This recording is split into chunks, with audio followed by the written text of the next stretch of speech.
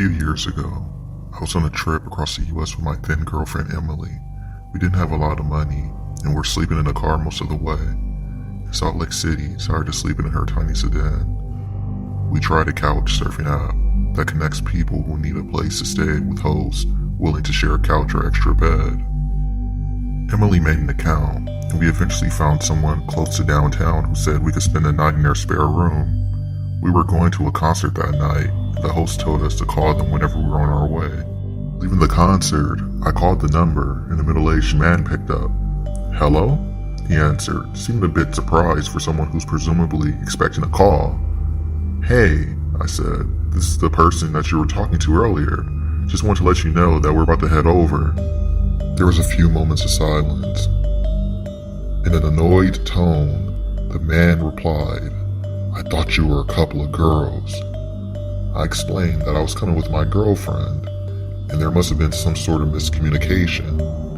At this point, he started making excuses about not being able to host us. Some things about having to wake up early and not having enough room for us anyway. Sketched out, I told him that we'd make other arrangements and hung up the phone. Still, I was curious about what was going on, so we decided to drive by the address that he gave us. As the GPS directed us to the ever-worsening areas of town, I grew more concerned. It wasn't until the next day that it sunk in how close we were to danger, and what might have happened if Emily called this person instead of me.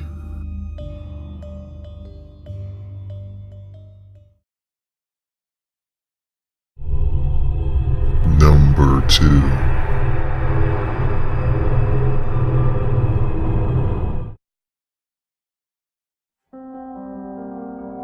I smoke in my car, usually with my girlfriend because my apartment is super against smoking inside. I never have any problems, and I usually go back up right after. However, last night was different. Me and my girlfriend got lost just talking about random stuff when creepy looking guys started staring at us and wandering around. But I didn't think much of it, so I didn't pay much attention. He looked native, possibly even homeless. He had a brown sweater that looked like it hadn't been washed in weeks, and was about 6 feet tall and was fairly heavy. After a while, he started walking slowly towards my car. I noticed, but again wasn't really worried. He came up to my window, which was closed, and mumbled something, so I opened my window. He was giving me some serious red flags, so I only had my window open probably about 1.5 inches. All he asked for was a lighter, but I had a bad vibe, so I just said, "No, sorry, I don't have one." At this point, we had already smoked and had everything put away. I don't think he saw me smoking, so I assumed he would believe me and walk away. He kinda just stood there for a second, then he smiled and pulled out a small gun. I've never held or really seen a gun in person, but clearly it was a gun. He looked at me and my girlfriend, who screamed and laughed. I quickly scrambled for a lighter and gave it to him. He put the gun back, laughed, then said, "Be nice," and walked away.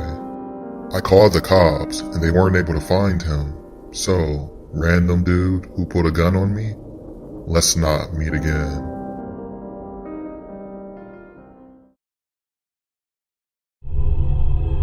Number 3.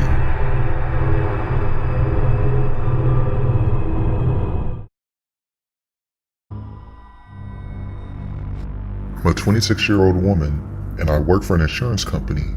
My job for the most part consisted of me handing out questionnaires to people passing by, and also talking to them to see if they would like to buy our insurance.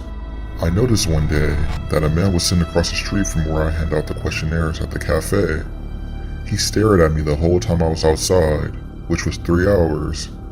He began to show up every time I was handing out questionnaires. I began to feel uneasy about this. I wasn't sure if he was always a patron of the cafe before I noticed him. This behavior went on for weeks, and I was hoping that it would stop. But one day he took it a bit further. I went to a restaurant with a few of my coworkers after work, and as we were talking and drinking, my stalker comes in. He just sits there, staring at me. I told my coworkers that we should probably head somewhere else, and they obliged. The next day, as I'm handing out questionnaires, he approaches me. My heart started pounding. He asked me to hand him one, so I did. He began to write on it, and it read, "You will be mine." I couldn't take it anymore. I didn't want to see him again, so I quit and never returned to the area.